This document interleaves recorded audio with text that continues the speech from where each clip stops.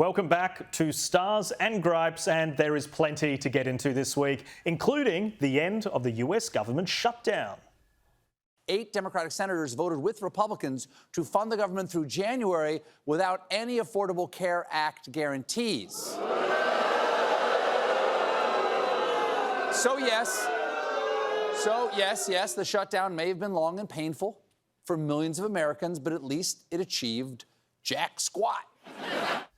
Well, joining me to discuss is Gabriella Power, host of our hit YouTube show, Power Hour. Hi, Jack. Hello, welcome back to the desk. Now, Thank you. Stephen Colbert, we love playing clips of him. Doesn't he have such a captured audience? He's really saying, does. well, there's finally an end to the shutdown. Boo. Oh, I know. It says so much about the audience, doesn't it? I think The View had a kind of similar take on the whole thing. But this has just been a disaster for the Democrats. I mean, this government shutdown could have ended a month ago. It was reported this week by Axios that moderate Democrats wanted to vote to reopen the government a month ago, and Chuck Schumer said absolutely not. He said, no, you have to hold out until November, and now look what's happened. It's achieved absolutely nothing. So much pain for Americans. I mean, so much chaos at airports, and, you know, John Fetterman, the kind of moderate Democrat, rightfully blames the Democrats for the shutdown. He wrote, you know, after 40 days, as a consistent voice against shutting our government down, I voted yes for the 15th time. So many times I had to vote to reopen. I'm sorry to our military, SNAP recipients, government workers and Capitol Police who haven't been paid in weeks. It should have never come to this. It was a failure. And, you know, you're looking at Chuck Schumer at the moment. He's now been voted, or the polls suggest, I say, that he's the most unpopular Senate Minority Leader. You know, even the Democrats are fed up with him, and there's speculation that AOC will challenge him at some point, 2028. But it's been a disaster for the Dems. The Dems lost. Yeah, and I mean, it's all very well for Stephen Colbert, multimillionaire celebrities, to say, hold on. But you make the point, families haven't been paid. A lot of people live paycheck to paycheck. They do go through a lot of pain. There's no empathy. And it's supposed to be the left's whole thing, being empathetic. And he tries to tie it to healthcare. But for him to want it to continue, I find extraordinary. I know, absolutely right. I completely agree with you. Yeah. Well, moving on, the Democrats have released some new Epstein emails, which do make reference to Trump. And of course, the media went wild. Donald Trump is in the Epstein emails. As Nicole Wallace and I were just discussing, that is now confirmed. Prior to this, responsible people, lawyers who deal in evidence, journalists who deal with what we know and don't know, weren't saying that yet. Other people have said all kinds of things, by the way, on both sides of this. But what you see on your screen, our headline here, is the first time this has been reported and confirmed with receipts, because Epstein himself emailed about Trump. We have this from Congress. These are damning emails where Epstein says, this is his view, what he alleges, that Donald Trump knew of Epstein's conduct. He sent an email in 2019, revealed for the first time ever today, so long after his death. We now learn that he says, of course, Trump knew about, quote, the girls.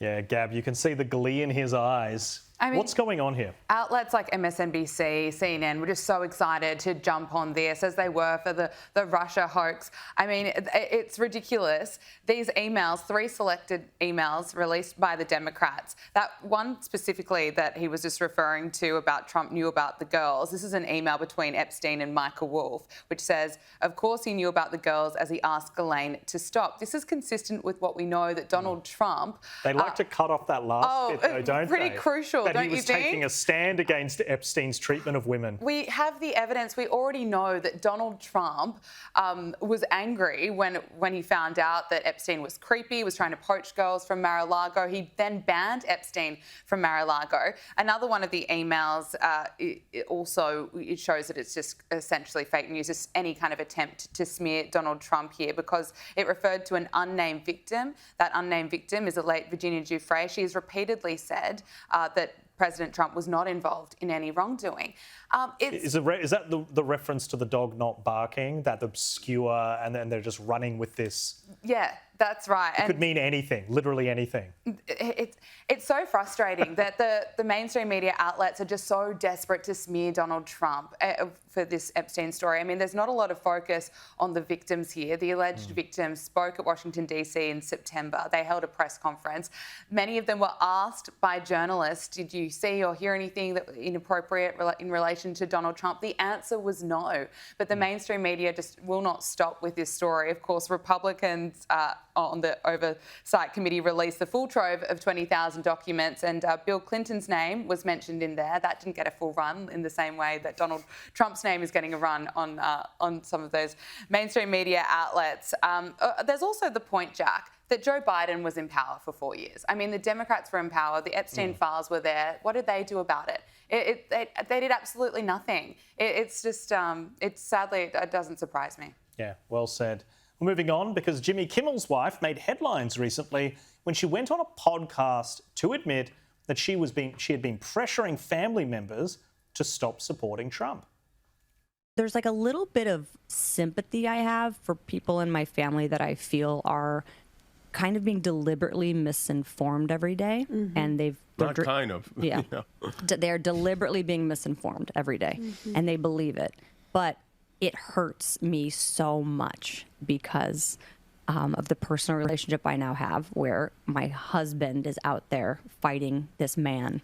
And to me, them voting for Trump is them not voting for my husband and me and our family. Doesn't she sound like fun at the Christmas table? Is Jimmy Kimmel running for president here? I mean, it's absolutely ridiculous. She also goes on to kind of encourage other families to really cut ties if you have a different political opinion. I mean, where's the family values in that? Yeah. I don't necessarily have the same opinions as everyone in my family. I'm not going to cut them off because of how you vote. It's absolutely ridiculous. It's such a leftist thing. It's funny, they're on this podcast and the name of this podcast is also called We Can Do Hard Things. I mean, the Kimmels, they have a reported net worth of $50 million. They're the most privileged people and they are still so upset that Donald Trump won. She's pretty unstable though as well. And, you know, I'm not going to be a diagnostician, but there were some comments later on there about how she wishes that she could deprogram herself so that she could get along with family. I mean, if you are so ideologically gripped that you can't have a conversation with a family member or accept that they have a different perspective, you're in a cult. Yeah. That's what it is. You are. And you listen to the podcast hosts, they're smiling and they're nodding and they're acting like what Molly said was groundbreaking. They go, that is so true. We should do that. We should cut ties with family. And this is what we kind of see around this time of year. It gets close to Thanksgiving, gets close to Christmas. And you see these kind of crazy woke lefties crying on their phones as they do, going on TikTok saying, boycott Thanksgiving, boycott Christmas if your family member voted for Donald Trump. I mean, it's absolutely ridiculous. Eating a turkey by themselves. Yeah, and Molly is involved in Jimmy Kimmel's show, which says a lot about the program. Well, moving on, the media is out again defending violent protesters, this time describing a clash outside a Talking Point USA event as peaceful. Yeah, things have been lively here. While that Turning Point USA event is still happening inside, protesters have been out here for hours. You can see them still here behind me. They have been chanting, just a very, very lively scene out here. While things have been mostly peaceful, there have been some tense moments. Earlier this evening, there was a scuffle that broke out where two men started fighting. UC Berkeley police had to break up that interaction. Later, someone was throwing smoke bombs and a car backfired, leading some of the people who were protesting to run away. The protest was put together by students organizing for liberation. Some students say they don't believe UC Berkeley should host a large Turning Point USA event like this one, but other people are happy to be here for the event. Oh my God.